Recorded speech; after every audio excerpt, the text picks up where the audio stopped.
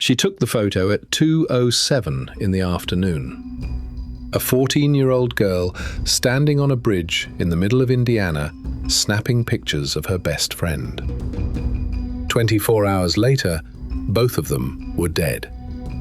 A man walked into a town of 3,000 people in broad daylight, murdered 2 teenage girls on a public trail, and then disappeared. And for years, he lived among ordinary people while his face was on every television in America. February 13, 2017, was a Monday, a school holiday in Carroll County.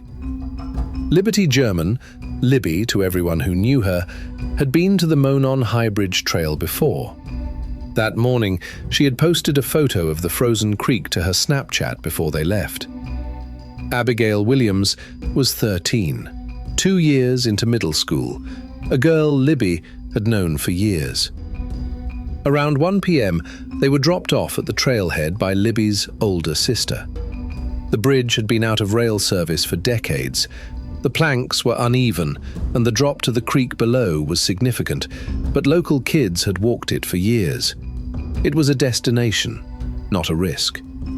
At 2:07 p.m., Libby posted a photograph to Snapchat.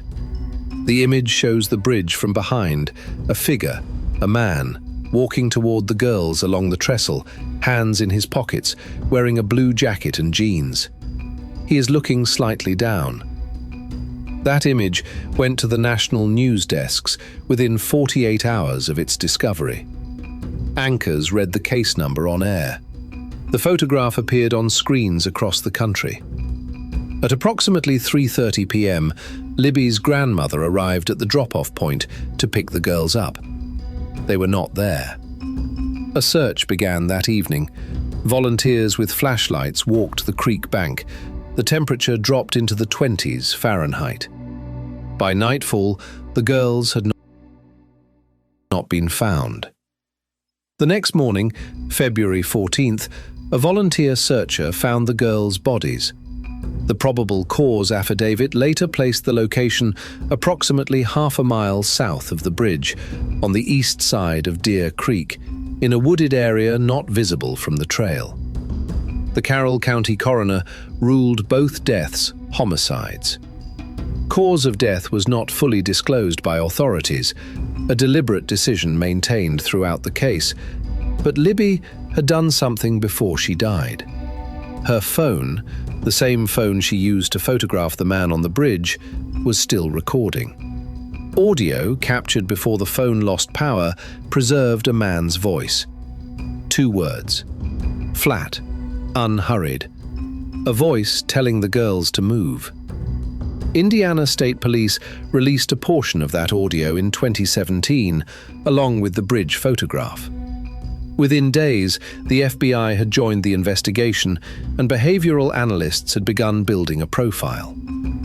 In 2017, investigators described the suspect as a white male, likely between 18 and 40 years old, familiar with the trail system, someone who knew the bridge, who knew how to get there, and who knew how to leave. Superintendent Doug Carter made a direct appeal. In April 2019, at a press conference in Delphi, Superintendent Carter told reporters the investigation had received more than 14,000 tips. Investigators had followed leads to other states, executed search warrants, conducted interviews. They had also released a second video clip from Libby's phone, footage of the suspect walking the bridge itself. They released a revised composite sketch at the same time. The face in the new sketch was meaningfully different from the one released in 2017. Older looking, heavier. Carter said investigators knew more than they were sharing, and that they made deliberate choices about what to release to protect a prosecution they believed was coming. 5.5 years passed from the murders to an arrest. On October 26, 2022, Indiana State Police arrested Richard Allen. He was 50 years old. He had lived in Delphi for years. He had worked a regular shift at the CVS on Washington Street through the entire investigation, scanning prescriptions, answering questions from customers who recognized the composite sketch on the news. He had a wife and a daughter. He had been interviewed by investigators at some point earlier in the case. The probable cause affidavit, unsealed in stages, stated that forensic evidence linked a specific firearm registered to Allen to a spent cartridge found at the crime scene. A witness, identified in the affidavit only by initials, said Allen had told them he was on the trail the afternoon of February 13th, 2017. The same afternoon, Abigail and Libby were there. His trial began in October 2024. Prosecutors presented phone records placing Allen near the bridge area that afternoon, testimony from investigators and forensic analysts, and the ballistic evidence. The defense argued the case was circumstantial and challenged the reliability of the forensic analysis. On October 28, 2024, after deliberating for roughly 4 hours, the jury returned a verdict: guilty on both counts of murder. Richard Allen was sentenced to 2 consecutive terms of 65 years, the maximum under Indiana law. He is in state custody. He has maintained that he did not commit the murders.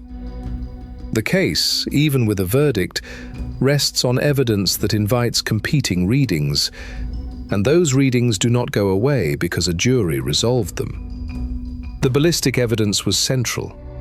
A single spent cartridge found at the scene was linked to Allen's gun, a Sig Sauer .40 caliber, through fired cartridge case analysis. The method works like this. When a semi-automatic pistol cycles around, the firing pin strikes the primer, the extractor grips the case rim, and the ejector kicks it free. Each of those contacts leaves a microscopic impression in the brass, tool marks as specific, in theory, as a fingerprint. An examiner places the recovered cartridge case and a test-fired case from Allen's gun under a comparison microscope and looks for corresponding marks. The examiner in this case concluded the cartridge recovered at the scene was fired by Allen's specific firearm. The defense brought experts to challenge that conclusion, and the challenge draws on a real scientific dispute. In 2009, the National Academy of Sciences published a report titled "Strengthening Forensic Science in the United States." It found that, for tool mark analysis, no study had established a statistically valid model for calculating a false positive error rate. It did not say the method was worthless. It said the field had not yet produced the controlled studies needed to quantify how often examiners are wrong. That gap between an examiner's trained judgment and a documented peer-reviewed error rate is what the defense placed before the jury. 3 competing frameworks emerged from this case, none of them invented by the defense, all of them traceable to the record.